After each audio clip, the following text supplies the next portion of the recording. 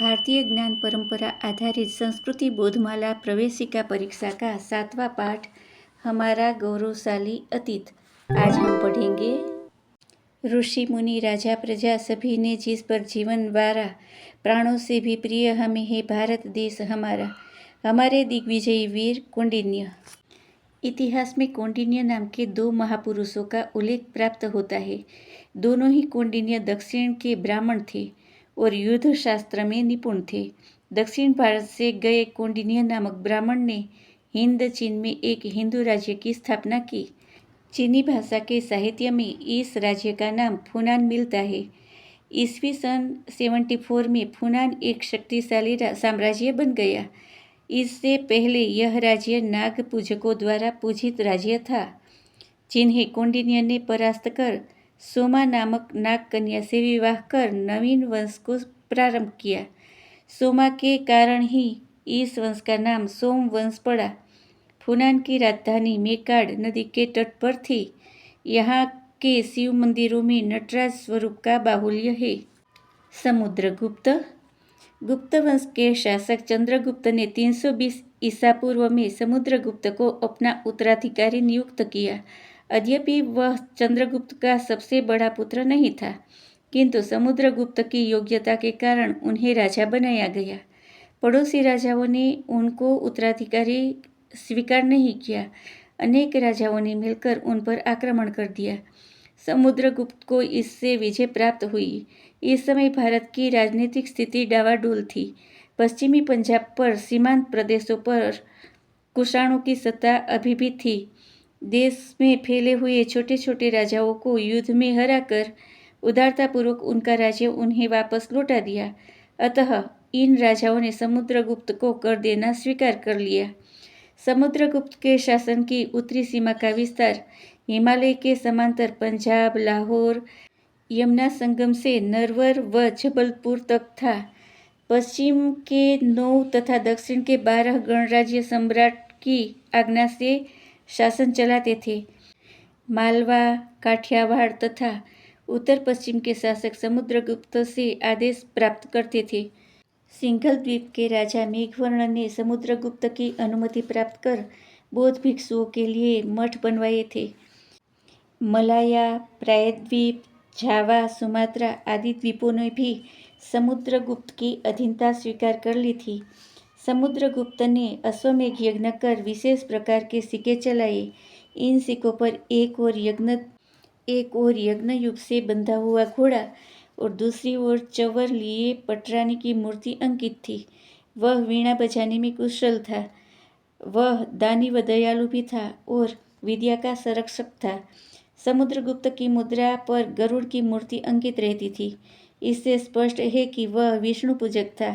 उसका काल भारत का स्वर्ण युग कहलाता है। राष्ट्र की निज विजयिनी गौरव कथाएं गाइए, थे विजेता हे विजेता होंगे जय दुहराइए। साम्राज्य परिचय। चोल साम्राज्य तमिल परंपरा के 3 महान राज्यों में से एक चोल राज्य ने लगभग 300 वर्ष तक कारोमंडल तट पर पूर्वी दक्षिण के अधिकांश भाग पर शासन किया। इस राज्यवंश ने अपनी प्रजा को सुरक्षा प्रदान करते हुए एक विकास युक्त सामाजिक तथा सांस्कृतिक जीवन को प्रोत्साहन दिया।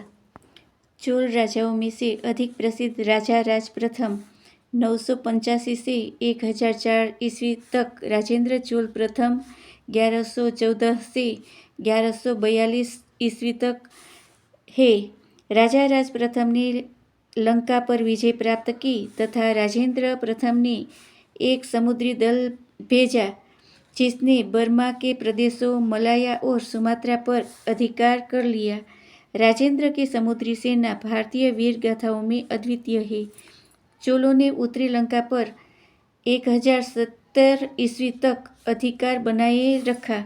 यद्यपि चोलों की शक्ति का पतन हो गया, फिर भी वे दीर्घकाल तक कांची तथा तंजौर के चारों ओर के क्षेत्र अर्थात अपने साम्राज्य के केंद्रीय भाग पर अधिकार बनाए रहे। चोल साम्राज्य के काल में तमिल संस्कृति अत्यधिक उन्नत हुई। इस समय के दान संबंधी अनेक शिलालेख एक समृद्धशाली अर्थव्यवस्था को प्रमाणित करते हैं। शासन प्रबंध के दृष्टिकोण से चोल साम्राज्य स्थानीय स्वशासित संस्थाओं के प्रभाव के लिए महत्वपूर्ण है। ग्राम तथा जिला सभाओं ने राज्य की संरक्षा में राज्य प्रणाली में एक ऐसे तत्व का श्रीगणेश किया जो भले ही आधुनिक प्रजातंत्रीय प्रणाली के समान नहीं था, किंतु जनप्रिय था। रिक्त स्थानों की पूर्ति करे। चोल प्राचीन भारत का राजवंश था। चोल राज्य ने लगभग 300 वर्ष तक शासन किया। चोलों ने उत्तरी लंका पर 1070 ईस्वी तक अधिकार बनाए रखा। चोल साम्राज्य के कारण तमिल संस्कृति अत्यधिक उन्नत हुई। राजेंद्र चोल की समुद्री सेना भारतीय वीर गाथाओं में अद्वितीय है। विजेता सम्राट खारवेल। खारवेल का जन्म 209 वर्ष ईसा पूर्व में चेदी वंश में महामेघवाहन के यहाँ हुआ। ज्योतिषियों ने बालक की कुंडली देखकर कहा कि यह बालक पूर्व प्रतापी राजा वासु की तरह महान बनेगा। खारवेल का अर्थ होता है तूफान। वह वायु की तरह चपल था। राजा ने खारवेल को प्रशासन, अर्थशास्त्र एवं शस्त्र ज्ञान सहित उपयुक्त शिक्षा विख्यात विद्वानों से दिलवाई। 16 वर्ष की आयु में खारवेल को युवराज घोषित कर दिया गया। 9 वर्ष के बाद पिता की मृत्यु हो गई। तब खारवेल ने कलिंग के राजा को परास्त कर ऋषिक नगर पर कब्जा कर लिया।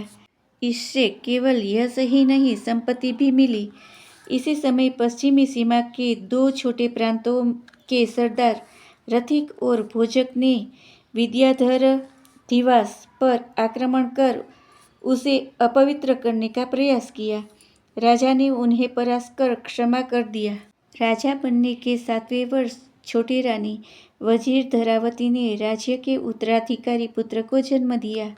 मगध में जब नंद का शासन था, उस समय कलिंग को परास्त कर परम पवित्र शीतलनाथ जी की प्रतिमा वे उठा ले गए थे। उसे लाने के लिए मगध पर आक्रमण कर गोरखगिरी पर कब्जा कर लिया। खारवेल को सूचना मिली कि यूनान का राजा डिमिट्रियस एक बड़ी सेना लेकर मगध पर आक्रमण करने आ रहा है। उसने सोचा कि डिमिट्रियस से परंपरागत शत्रु को परास्त करने के लिए सहायता ली जाए, किंतु उसके हृदय से उत्तर आया कि वह तो विदेशी है, लुटेरा है। मगध शत्रु है तो भी मेरे देश का है, लेकिन विदेशी ने मेरे देश में आने का साहस कैसे किया? सोचकर राजा खारवेल ने अपनी सेनाएं दिमित्र से लड़ने भेज दी। दिमित्र भयभीत होकर वापस चला गया। किसी भी यवन द्वारा गंगा पार करने का यह पहला और आखिरी अवसर था।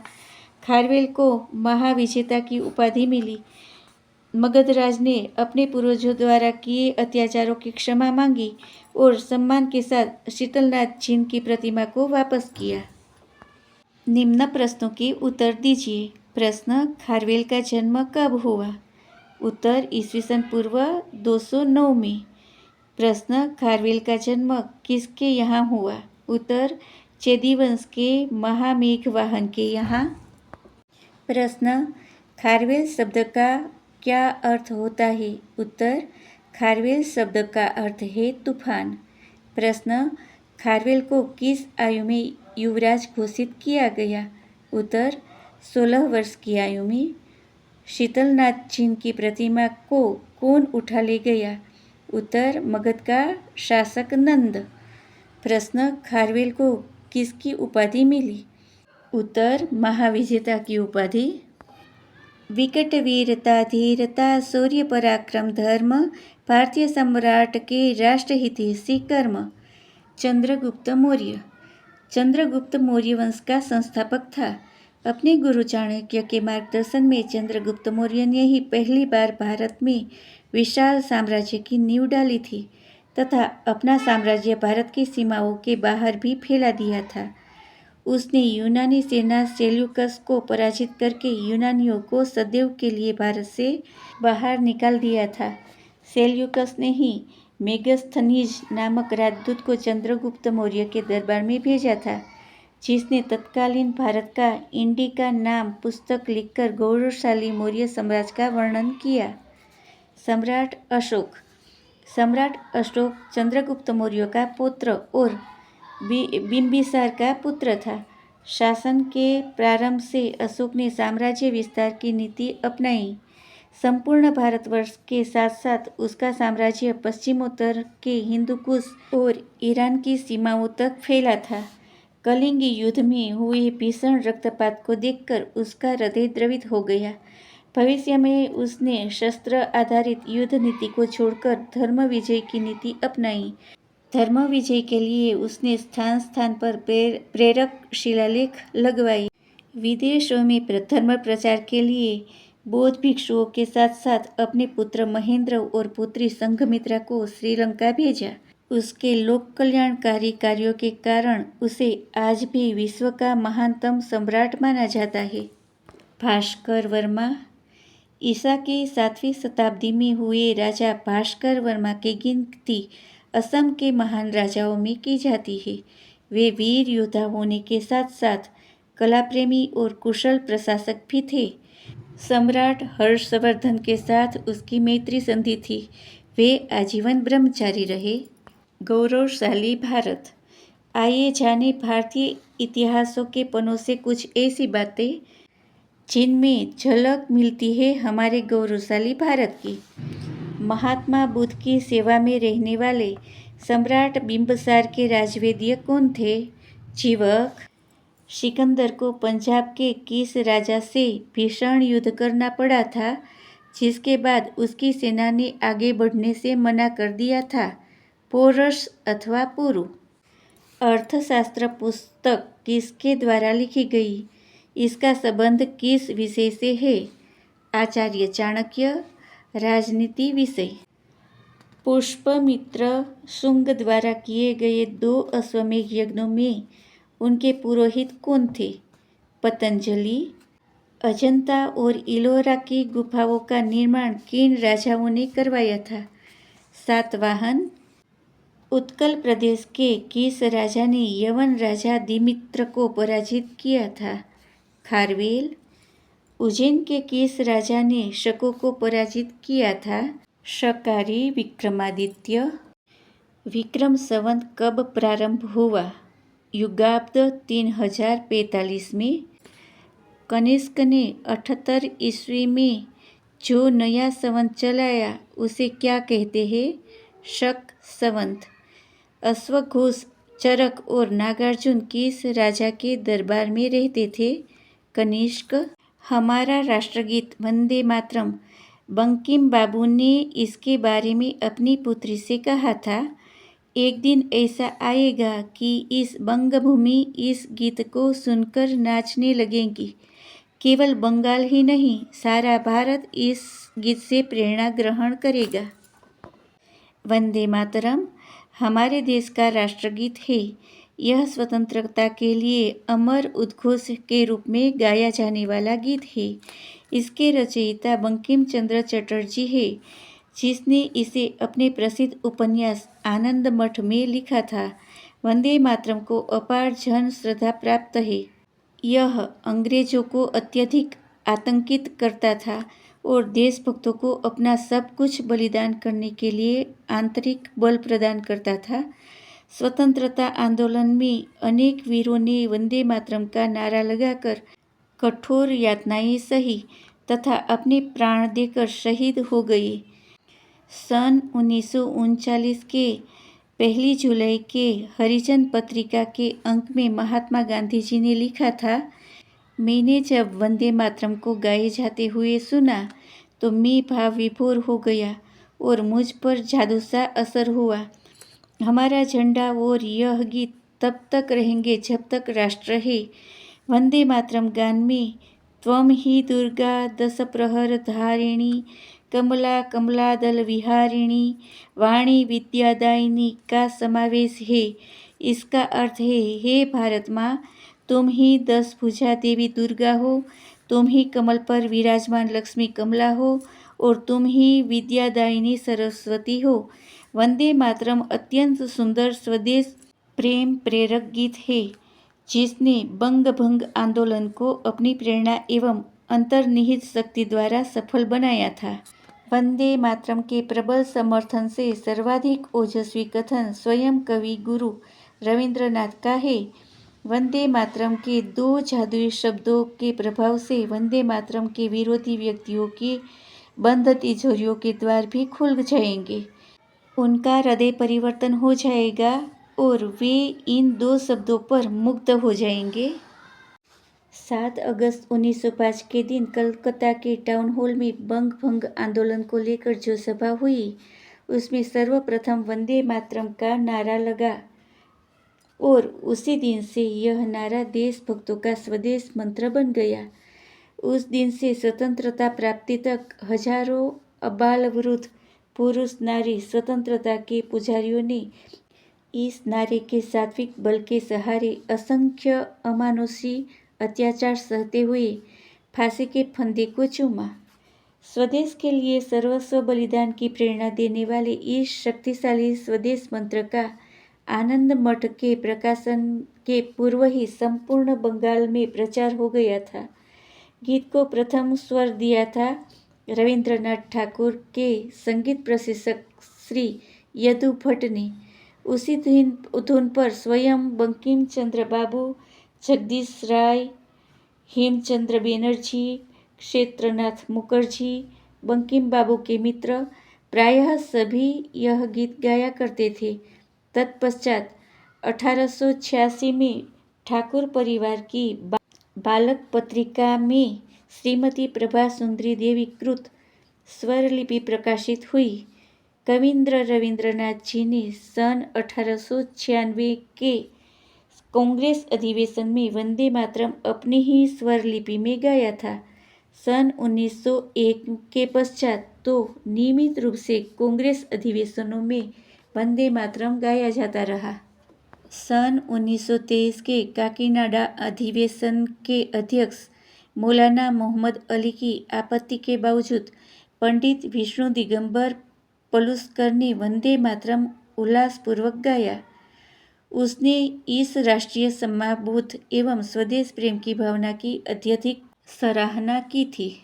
वंदे मातरम विगत अनेक वर्षों से देशभक्तों को स्वाधीनता संग्राम में ब्रिटिश साम्राज्यवाद के विरुद्ध अपनी लड़ाई में अमानुषिक अत्याचारों को सहते हुए अपना सर्वस्व यहाँ तक कि प्राणों का भी बलिदान देने के लिए प्रेरित करता आया है। हमारे राष्ट्रीय संग्राम का यह जीवंत एवं अविच्छेद्य अंग है और हमारी श्रद्धा एवं प्रेम का पूर्ण अधिकारी है। वंदे मातरम की जन्म कथा। वंदे मातरम का जन्म कब और कैसे हुआ इसकी 2-3 कहानियाँ प्रचलित हैं। उनमें से सर्वसामान्य है 1875 की दुर्गा पूजा की छुट्टियों के दिन थे। बंकिम चंद्र अपने गांव काटालपाड़ा जा रहे थे। देखते देखते कवि हृदय भारत माँ के दर्शन से अभिभूत हो उठा। भौतिक विश्व का विस्मरण हुआ और उनका व्यक्तित्व माँ के इस अद्भुत रूप से एकाकार हो गया। इस भावाविभोर अवस्था में सिंहवादिनी, त्रिशूलधारिणी, सुवर्ण किरीटिनी माँ का रूप उन्हें दृष्टिगोचर हुआ। इस दर्शन से उनका रोम रोम पुलकित हो उठा और भावनाओं ने शब्द रूप लिया। वंदे मातरम सुजलाम सुफलाम मलयज शीतलाम शुभ्रज्योत्स्ना पुलकितयामिनीम। इस प्रकार मंत्र के सामने महिमा व तपोसाधना से पवित्र वंदे मातरम गीत का जन्म हुआ। दूसरी मान्यता यह है कि बंग दर्शन पत्रिका में रिक्त स्थान की पूर्ति करने के लिए बंकिम चंद्र जी ने यह गीत लिख कर दिया। प्रथम स्वतंत्र रूप से और तत्पश्चात आनंद मठ उपन्यास के अंग के रूप में यह गीत संसार के सामने आया। सर्वप्रथम इस गीत एवं उपन्यास को धारावाहिक रूप में प्रकाशित करने का सम्मान बंग दर्शन ने प्राप्त किया। वंदे मातरम गीत के समय जो संकल्पना बंकिम चंद्र जी के मन में जाग उठी थी उसी की भावनात्मक अभिव्यक्ति है आनंद मठ। वंदे मातरम शब्द का संपूर्ण गीत, आनंद मठ का कथानक, ये त्रिदल के रूप में आंतरिक संबंध माँ के भक्ति सूत्र से जुड़े हुए हैं। वंदे मातरम शब्द की संकल्पना में जो भाव है वह गीत में प्रस्फुटित हुआ है। बंकिम चंद्र जी की औपन्यासिक प्रतिभा ने यह काम सरलता से कर दिया। आनंद मठ में वंदे मातरम संतानों का पवित्र मंत्र बन गया। जिस ढंग से आनंद मठ में इस गीत का उपयोग किया गया है उससे उनकी कलात्मक सूझबूझ का पता चलता है। उपन्यास के पात्र भवानंद, महेंद्र आदि के चरित्र अत्यंत समर्थ और जीवंत है। पढ़ते पढ़ते मन पुलकित होता है, स्मित होता है। वीर रस का विद्युत प्रवाह धमनियों में दौड़ने लगता है। शंख के संघोष का संदेश वंदे मातरम, राष्ट्रभक्ति प्रेरणा का गान वंदे मातरम, वंशी के बहते स्वरों का प्राण वंदे मातरम, झल्लरी जनकार जन के नाद वंदे मातरम, राष्ट्र की जय चेतना का गान वंदे मातरम, राष्ट्रभक्ति प्रेरणा का गान वंदे मातरम। हम पर थोपे गए युद्ध। भारत पाक युद्ध 1947। वर्षों की परतंत्रता के बाद लंबे संघर्षों के कारण 15 अगस्त 1947 को हमारा देश अंग्रेजों की दास्ता से मुक्त हो गया। यह स्वतंत्रता हमारे लिए पूर्ण संतोषकारक नहीं थी। अंग्रेजों की कूटनीतिक चाल और मुस्लिम लीग जिन्ना की हठधर्मिता के कारण देश स्वतंत्र होते होते दो भागों में बंट गया। यह खंडित स्वतंत्रता थी। बंटवारे के बाद भी पाकिस्तान की बुरी दृष्टि कश्मीर के स्वतंत्र भूभाग पर थी, क्योंकि कश्मीर के राजा हरि सिंह ने भारत के साथ मिलने के स्थान पर स्वतंत्र रहना स्वीकार किया था। इसका लाभ उठाकर पाकिस्तान ने अपनी सेना को कबाइलियों के वेश में कश्मीर में प्रवेश कराकर कब्जा करने का प्रयास किया। कश्मीर पर संकट आया देख महाराजा हरि सिंह ने भारत में विलय के सहमति पत्र पर हस्ताक्षर किए। फलतः तत्कालीन गृह मंत्री सरदार पटेल ने भारतीय सेना को कश्मीर भेजा। भारतीय सेना ने पराक्रम का परिचय देते हुए पाकिस्तानी सेना को कश्मीर घाटी से खदेड़कर पाकिस्तान की ओर बढ़ना आरंभ किया। तत्कालीन प्रधानमंत्री ने 30 दिसंबर 1947 में यह मामला संयुक्त राष्ट्र की सुरक्षा परिषद के सामने रखा। सुरक्षा परिषद ने 31 दिसंबर 1947 से दोनों देशों की सेनाओं को यथास्थिति बनाए रखने का आदेश दिया। इस आदेश के कारण 84,107 वर्ग किलोमीटर भूमि को कश्मीर से मुक्त करना शेष रह गया। यह हिस्सा आज भी पाकिस्तान के कब्जे में है, जहां से आतंकवादियों की अवैध घुसपैठ के कारण हजारों लोगों के जानमाल की क्षति हुई है। निम्नलिखित प्रश्नों के उत्तर दीजिए। किस सन में हमारा देश अंग्रेजों की दास्ता से मुक्त हुआ? 1947। हमारी कितने वर्ग किलोमीटर भूमि आज भी पाकिस्तान के कब्जे में है? 84,107 वर्ग किलोमीटर। 31 दिसंबर 1939 को दोनों देशों को यथास्थिति बनाए रखने का आदेश किसने दिया? संयुक्त राष्ट्र संघ की सुरक्षा परिषद ने। प्रेरक बालवीर। घुट्टी में जो राष्ट्रभक्ति का पान किया करते हैं, स्वतंत्रता अनमोल समझ बलिदान दिया करते हैं। वीर बालिका जीजाबाई जो शिवाजी की माता बनी। उसके चारों भाई शस्त्र शास्त्रों का अभ्यास कर रहे थे। कभी भाले तो कभी तीरों से लक्ष्य साधे जाने की होड़ लगी थी। कभी अचलो जी तो कभी राधो जी, कभी दत्ता जी या फिर बहादुर स्वयं को एक दूसरे से बढ़कर सिद्ध करने पर अड़े थे। लक्ष्य साधना पूर्ण हुई तो हाथों में आ गई चमचमती तलवारें। सारा वायुमंडल सुरसाई से भर उठा था कि एक 4.5-5 साल की एक बहादुर सुंदर सुकोमल कन्या अपने कद की लाठी ले चबूतरे से इनके बीच कूद पड़ी। अरे अरे, ये क्या कर रही है? तलवार लग जाएगी। अचलो जी के हाथ थमे। बहादुर ने झल्लाक कर कहा, यहाँ लड़कियों का क्या काम, जाओ भागो, हमें अभ्यास करने दो। मैं भी शस्त्र चलाना सीखूंगी। छोटी बहन ने भाइयों को दृढ़ता से उत्तर दिया। भाई हंस पड़े। दत्ता भैया बोला, भाग जा, नहीं तो कोई तेरी गुड़िया ले भागेगा, फिर तू रोते हुए बैठी रहना। राधो भला क्यों चुप रहता, उसने भी भाइयों का ही साथ दिया। हाथों की तलवारें रुकी हुई थी, पर तर्कों की चल रही थी। मैं क्यों रोऊंगी? रोएगा वह जो मेरी गुड़िया को हाथ लगाने का प्रयास भी करेगा। बहन के स्वर में जैसे चंडिका बस गई थी। तो तू बचा लेगी अपनी गुड़िया? भाई के स्वर में व्यंग था। बहन ने चुनी कसी, लाठी को प्रहार स्थिति में साधा और सू सू सू करती भ्रमर मार से भाइयों को संभल कर पीछे हटने को विवश कर दिया। मैं अपनी लाठी से अपनी गुड़िया की रक्षा स्वयं कर सकती हूँ। चारों आ जाओ एक साथ। वह बिजली की तेजी से लाठी चला रही थी।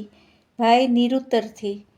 तभी सरदार लखुजी राव जाधव वहां आ गए।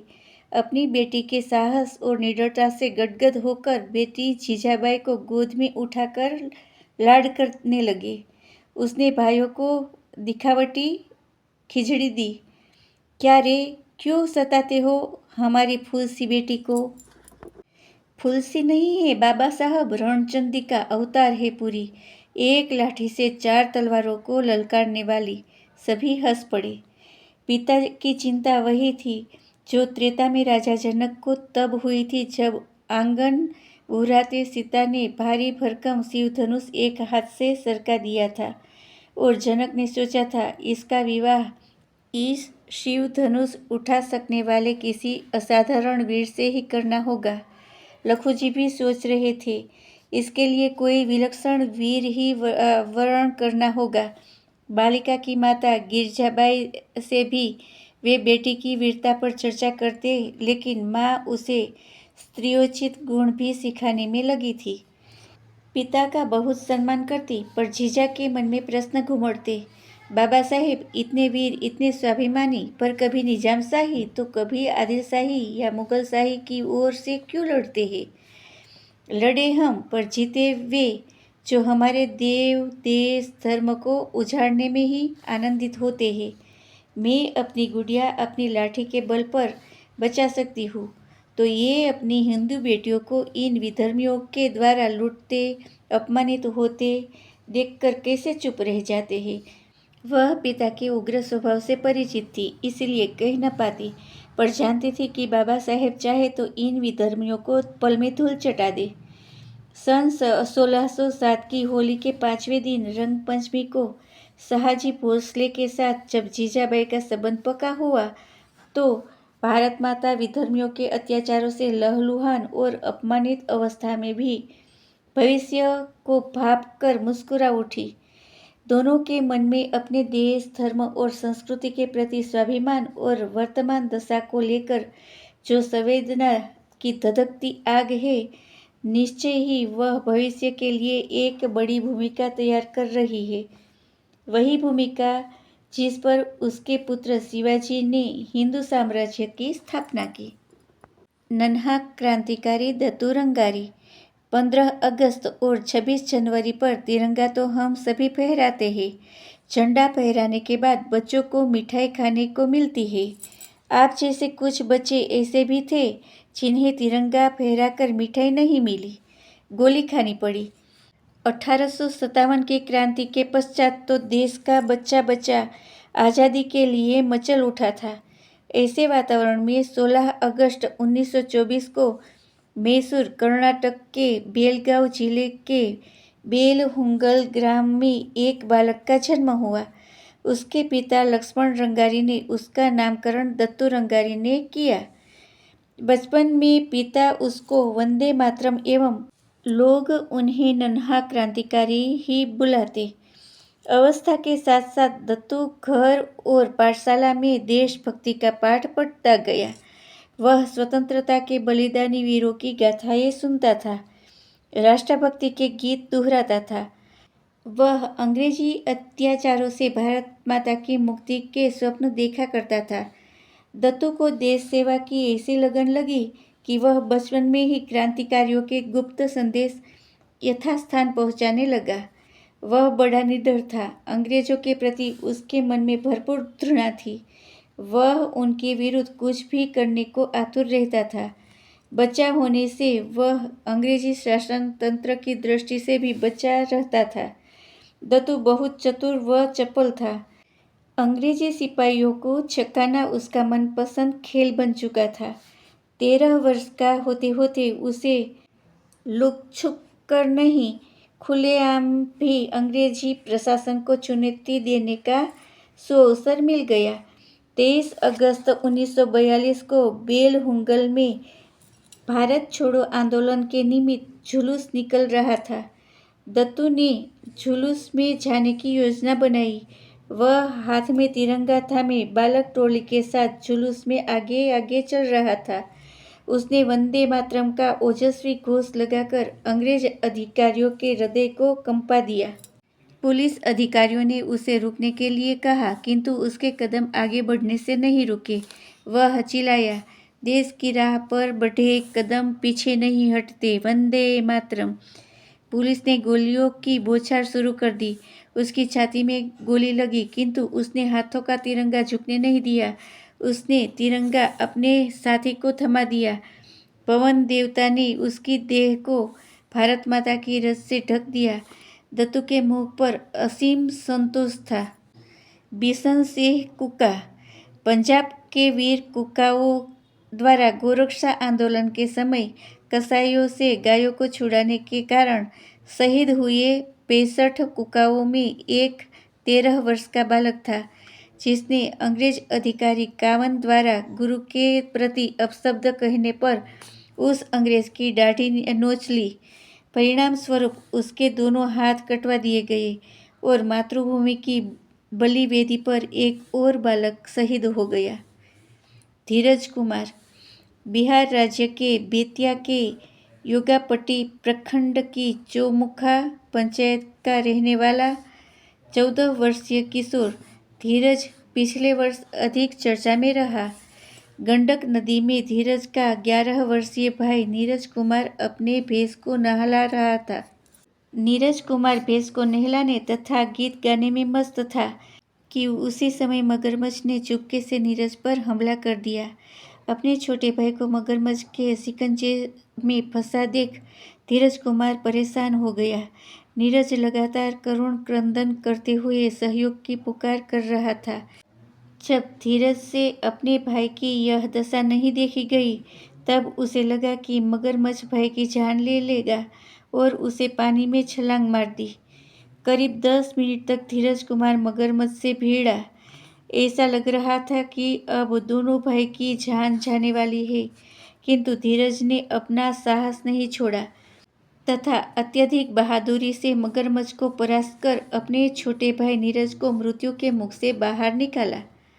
मगरमच्छ को परास्त करने के बाद धीरज अपने छोटे भाई को बाहर ले आया। दोनों भाइयों का उपचार स्थानीय अस्पताल में हुआ। धीरज कुमार की निर्भयता, साहस तथा बहादुरी के लिए उसे राष्ट्रीय बाल वीरता पुरस्कार देश के प्रधानमंत्री श्री नरेंद्र मोदी जी द्वारा प्रदान किया गया। मोदी जी ने जब धीरज से यह पूछा कि तुम्हें मगरमच्छ से डर नहीं लगा, तब धीरज ने उत्तर दिया, उस समय केवल मेरा छोटा भाई नीरज सामने दिख रहा था। तुम बड़े होकर क्या बनना चाहोगे? मैं फौजी बनकर देश की सेवा करना चाहूँगा। रुबेन लमयकी किंता। मेघालय राज्य की राजधानी शिलांग में लाइतुमखा नाम का एक स्थान है, जहाँ से 3 रास्ते निकलते हैं। एक रास्ता हैप्पी वैली की ओर जाता है, दूसरा उमलपिंग की ओर और तीसरा रास्ता न्यू कॉलोनी की ओर जाता है। इस न्यू अपर कॉलोनी की एक सड़क पर 18 अप्रैल 2000 को रुबेन लमयकी किंता अपने विद्यालय से बस द्वारा वापस लौट रहा था। बस से उतरकर वह मस्ती में झूमते अपने घर की ओर चल पड़ा। वह जिस रास्ते से घर की ओर जा रहा था, उसी रास्ते पर पीछे से एक कुत्ता भी तेज गति से भागा चला आ रहा था। रूबेन तेज कदमों से घर की ओर बढ़ रहा था। तभी कुत्ते ने उसके टखनों पर जोर से काटा। जब तक रूबेन कुछ समझ पाता, कुत्ता काटकर आगे बढ़ गया। रूबेन के टखने से खून बहने लगा।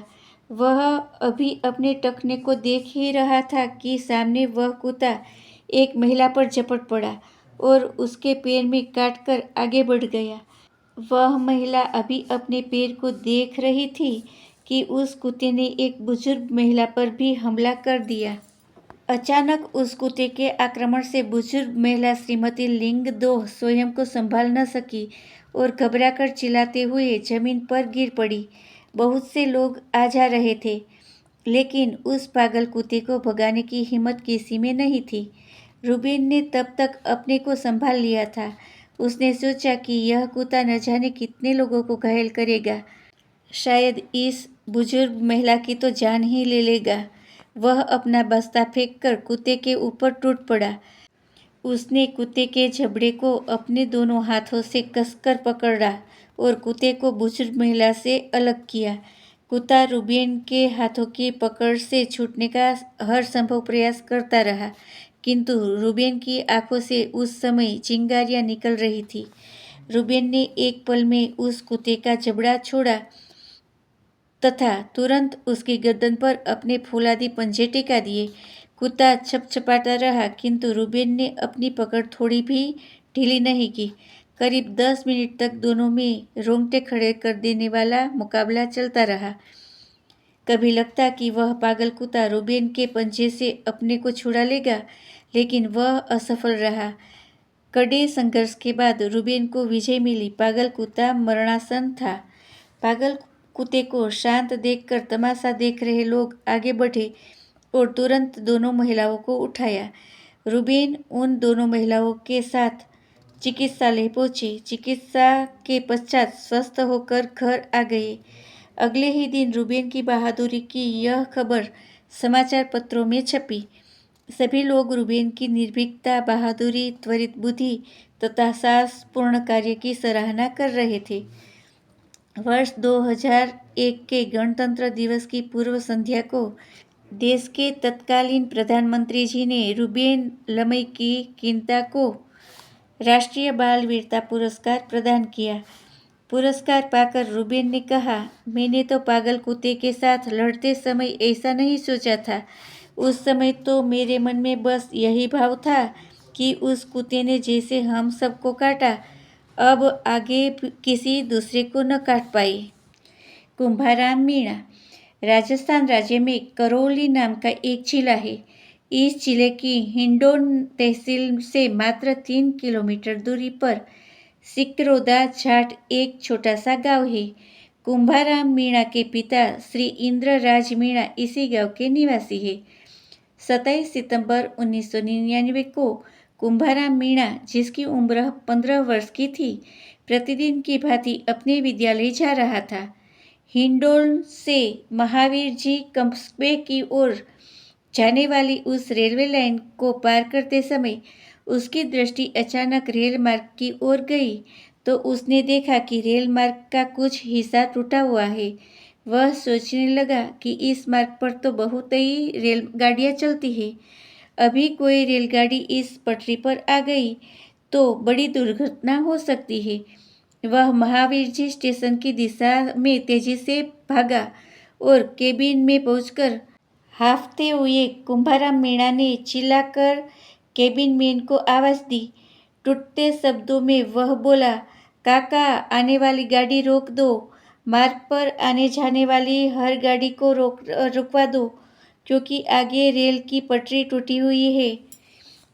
केबिन मैन ने ध्यान दिया और तुरंत महावीर जी स्टेशन के स्टेशन मास्टर से संपर्क कर उन्हें कुंभाराम मीणा की दी गई सूचना से अवगत कराया। कुछ देर में ही उस ट्रैक पर मुंबई दिल्ली राजधानी एक्सप्रेस आने वाली थी। स्टेशन मास्टर ने तकनीकी कर्मचारियों को बताई गई जगह पर भेजकर सिग्नल को डाउन करवा दिया। इस प्रकार राजधानी एक्सप्रेस दुर्घटना से बच गई। 2001 के गणतंत्र दिवस की पूर्व संध्या पर कुंभाराम मीणा को राष्ट्रीय बाल वीरता पुरस्कार प्रधानमंत्री जी के द्वारा प्रदान किया गया। 27 सितंबर 1999 की उस 3 किलोमीटर की दौड़ ने साहसी कुंभाराम मीणा को देश की राजधानी के राजपथ पर पहुंचा दिया। ऐसे साहसी वीर बालक बालिकाओं की हमारे देश में कोई कमी नहीं है। जैसे सीताराम और ढोंडी संतू महाराष्ट्र के सांगली जिले के मंगरोल गांव के निवासी 12 वर्ष की अल्पायु के बालक थे, जिन्होंने अपने गांववासियों को फिरंगी पुलिस के अत्याचारों से बचाने के लिए स्वयं को बलिदान कर दिया। बचन प्रसाद छठुगिरी और झगरू शाह बिहार के सिवान जिले में 1942 के आंदोलन के समय सिवान के न्यायालय पर तिरंगा फहराते समय पुलिस से जूझते हुए मात्र 12 वर्ष की आयु में शहीद हो गई। कालीबाई राजस्थान के डूंगरपुर जिले की एक 13 वर्षीय बालिका, जिसने अंग्रेजों के विरुद्ध संघर्ष करते हुए अपने विद्यालय के 2 अध्यापकों नाना भाई जी और सेंगा भाई जी को अंग्रेजों के कब्जे से छुड़ाते हुए अपने जीवन की बलि चढ़ा दी। बाजी राउत ओडिशा के नीलकंठपुर गांव का 13 वर्षीय बालक, जिसने अंग्रेज सिपाहियों को अपने पिता की नाव पर नदी पार कराने से इनकार कर दिया और अंग्रेज सिपाहियों की क्रूरता का शिकार हो गया। संस्कृति अपना स्वाभिमान है, इसको सदा बढ़ाएंगे। स्वयं आचरण कर संस्कृतिमय हम समाज कर पाएंगे। हम अपनी संस्कृति जानेंगे, जन जन तक पहुँचाएंगे। मातृभूमि से विश्व गगन तक गौरव गान गुंजाएंगे। भौतिकता के अंधकार में संस्कृति सूर्य उगाना है। सबसे पहले स्वयं जागकर हमको विश्व जगाना है। धन्यवाद।